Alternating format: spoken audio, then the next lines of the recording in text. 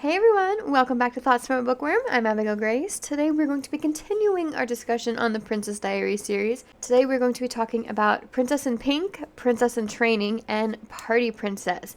And around this time is where some more of the inconsistencies I was talking about in last week's episode kind of surface a little bit more. So, Princess in Pink is focused on Mia wanting to go to Michael's prom with Michael. She and Michael are dating, so she's kind of wanting to go to Michael's prom with him, but she's worried because he hasn't asked her yet and time is starting to run out.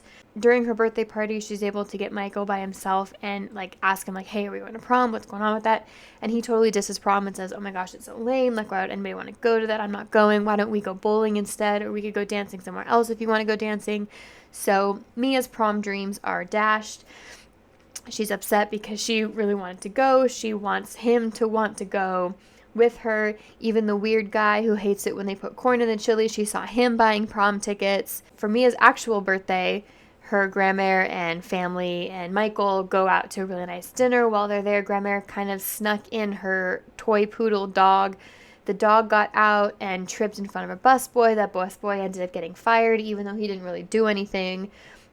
So that kind of starts a chain reaction of citywide strikes across the city of busboys going on strike. And I don't know, honestly, what they're called. I don't stay at hotels enough to know what they're called, but they're the people who greet you at the door, who take your luggage, the lower ranking, I don't want to call them servants because that sounds so bad, but the lower ranking people, employees, I guess, for lack of a better word.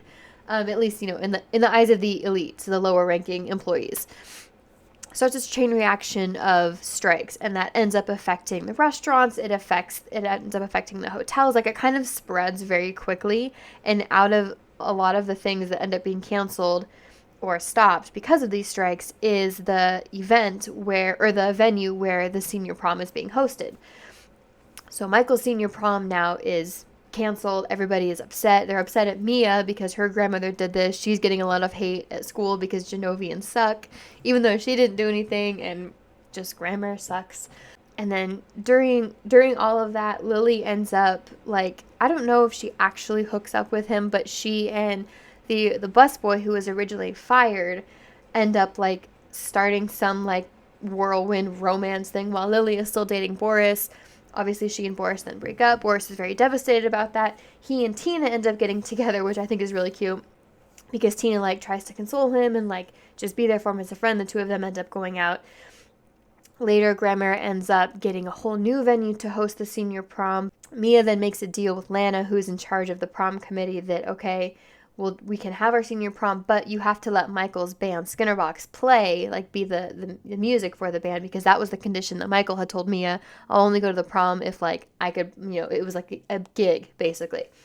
So Mia ends up going to the prom with Michael.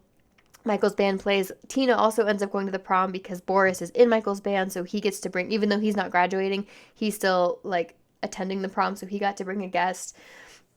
Lily is devastated then because Jangbu ends up breaking up with her, and he sold his story for 6 figures and went off to open his own restaurant, and now Lily is by herself, which kind of serves you right, Lily, when you behave like that. Nobody's gonna want to be around you when you're like that. So Mia gets to go to the prom, and then her baby brother is born later that night, so she gets to go to the prom. She becomes a big sister.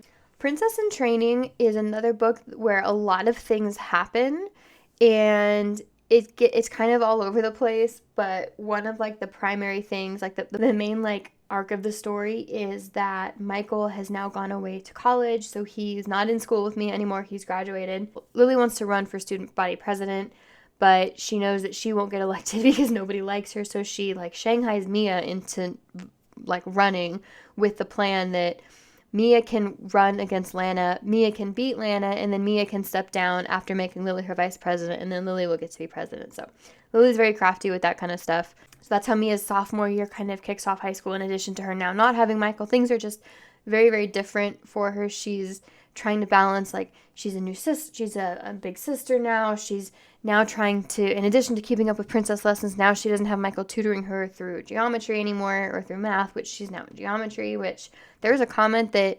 like the author as Mia made, that like people who suck at algebra usually do really well in geometry. Along with Mia, I was the exception to that rule. I'm terrible at math. I genuinely enjoy math. Like, it's so much fun to me. I love figuring it out and like doing puzzles, but I have such a hard time like if I'm learning something, whatever it may be, I'm great. I will learn it. I'm a fast learner. I'll pick it up. I'll do great. The minute we move on to something else or to the next chapter or module or whatever, I forget everything I learned. That's why I'm just so bad at math. And yeah, I'm very terrible at math, but I do really like it. I don't hate it. I do love it, but I do prefer algebra to geometry, which is weird because I know most people it's the other way around. You love geometry and don't like algebra, but I really like algebra. Party Princess is where the next the next inconsistency comes up, because Party Princess starts with Michael saying to Mia, "Hey, I've got a weekend free. Like, why don't I'm gonna be at my parents' house for the weekend. Why don't you come over and we can have a party?" And Mia, who's not a party girl, is worried that Michael being away at college is like bringing out the party side in him, and that kind of worries her because she's not a party girl. There's like a 3.5 year difference, 3.5 year difference between the two of them. So she's worried that, oh my gosh, he's gonna see how immature I am. So she's trying to like hype herself up to be a party girl. And at the same time, Grandmere is wanting to buy, there's like this island cluster, like fake island cluster that's being sold in the shape of different countries. So like there's an island where you can like build a house and a pool, like a one person island, but it could be in the shape of England or whatever, the United States or whatever. So Grandmere wants to buy the faux island of Genovia, but there's someone else bidding against her for it. And the person who's bidding against her, his son goes to Albert Einstein High School, and Grandmere says he's a year ahead of Michael. That son ends up being the guy who hates it when they put corn in the chili, named JP, John Paul Reynolds Abernathy IV. That is a mouthful. So last book he was in Michael's class because he was buying prom tickets and graduating. This year he's only a year ahead of Mia, so he's graduating like next year. And then in book 9 and 10 he's in Mia's graduating class. So there was some inconsistency as far as that goes. Clearly his whole character was not like planned out from start to finish by the author, which kind of have mixed feelings about, because I'm as an aspiring author, I am a firm believer in, if you're gonna write a series, plan it out. Like before you publish the first book, plan out the series so that you're not dealing with inconsistencies like this. So that kind of tweaked me. And JP was his whole character throughout the entire series. He's not in it a lot until Party Princess. This is when he kind of becomes like a main character. And he kind of drove me crazy because he was very like, not necessarily inconsistent, but his motive wasn't clear, his character wasn't clear, like I didn't really know who he is, what he was, and that is kind of pointed out in book 10. Like Mia even kind of acknowledges that later, like she's like, oh my gosh, I don't even know JP, who he is, what he, like that kind of stuff, but I don't know, his whole character felt very forced, and it wasn't so much in this book as in the next book.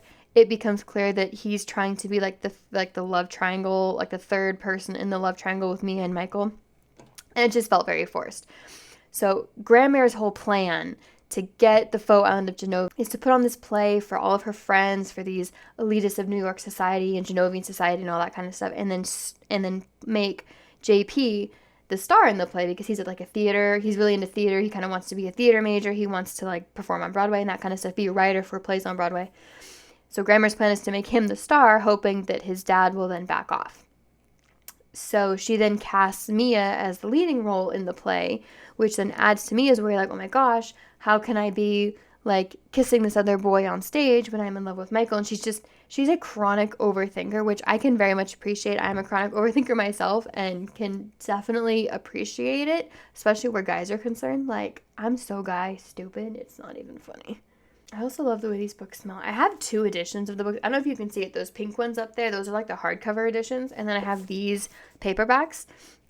Because those hardcover ones, like they stopped printing them. Because I have books 1 through... The last one I have is Princess on the Brink, which I think is book 8. Yeah, because Princess Mia is 9. Yeah. So I have books 1 through 8 of the hardcover. And I cannot find... I have scoured everywhere. Garage sales, eBay, thrift books, Amazon, like everywhere. I cannot find those books anymore. So obviously they're not being printed. Like you can't even buy them new. because I do love thrifting books. There's just something about buying thrifted books that I just absolutely love. But I cannot find books 9 and 10 in those pink editions. I do have 9 and 10 in these paperback, like colored editions, colorful editions, because they're all different colors.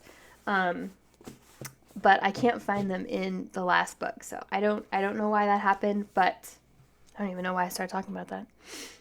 But there is a really sweet scene with Michael and Mia at the end that I love, where Mia's just kind of not venting, but just expressing her frustrations to Michael, how like she wants to be a party princess, she wants to be a party girl, but she's not. And he says he doesn't want her to like pretend that she's somebody else. He loves her for who she is. And I just thought that was really sweet. And there was a really cool scene, actually it was technically right before that, at the play. Mia and JP weren't originally supposed to kiss in the play. Like, that was just something that Grandma threw in last minute because she's trying to throw them together. She wants them to be together for whatever reason. That's been, like, her goal. She wants the two of them to be together. Mia obviously is in love with Michael. She doesn't want to be with JP, but JP says something to her like, hey, look, once we're on stage, nobody can really tell us what to do, so we'll just not kiss. Like, we just won't kiss. We won't do it. Not that big of a deal. And Mia's like, oh my gosh, great. Thank you so much. And then she kisses him on the cheek, which I think is really stupid because I don't, like, that was just really stupid in my opinion. I don't know why Mia and JP abandoned that idea of like not kissing, but Mia is like psyching herself up to actually kiss JP in the play. And what I thought was really cool was JP and Michael switched places because Michael obviously is not in the play. He's graduated school anymore, but at the last scene where JP and Mia are supposed to kiss as like the end, you know, climactic. Is that a word? Climactic ending. Michael takes JP's spot at the last minute, and he's the one that kisses Mia as JP's character for the play. But I thought that was really cool. I do love me a good switch scene. So the book ends with that sweet moment between Michael and Mia where he tells her that he loves her how she is. She doesn't need to pretend to be something that she's not. And I just thought that was really sweet. That is books 5, 6, and 7. Next week, we're going to talk about books 8, 9, and 10, which I honestly have a lot to say about those books. So that should be an interesting discussion. But this is where we're going to end today's video. If you guys made it to the end, thank you so much for watching. Don't forget to like this video and subscribe if you want to stick around. Oh my gosh, I messed that up again. Don't forget to like this video and subscribe so you never miss an episode.